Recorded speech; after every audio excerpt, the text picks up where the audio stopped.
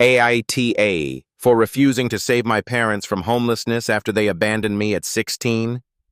I, 24M, haven't spoken to my parents in almost 8 years, and now my entire family is calling me heartless.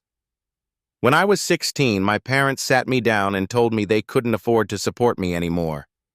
At least, that's what they said. The truth was, they could afford it. They just didn't want to. My younger brother was a star athlete. My sister was a straight-A student who was planning on becoming a doctor. I was average, not a troublemaker, not failing school, just average. One night after an argument about my grades, my dad told me I was a waste of resources.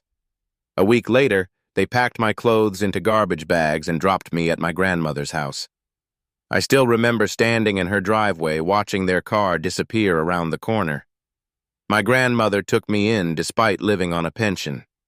She gave me a roof over my head, food on the table, and more love than my parents ever did. My parents never called, never visited, never helped with school, nothing. When I graduated, they didn't show up. When I got my first apartment, they didn't know. When I finished university while working nights and weekends, they didn't care. Over the years, I built a successful business. I bought a house. A nice one. I wasn't rich, but I was comfortable. Then 6 months ago, my grandmother passed away. At her funeral, my parents showed up. The first thing my dad said to me after nearly 8 years, "Looks like you've done pretty well for yourself." Not, "I'm sorry." Not, "How have you been?" Just that. I kept my distance and went back to my life. Then last week I got a call from my mother. Apparently my dad lost his job. They'd fallen behind on mortgage payments and were about to lose their home. She told me they needed help. Specifically, they wanted me to let them move into my house, for free. I genuinely thought it was a joke. I reminded her that they literally abandoned me as a child. Her response? "We did what we thought was best at the time." I asked if they regretted it.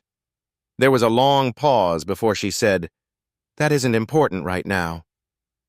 That was all I needed to hear. I told her no. The next day my phone exploded.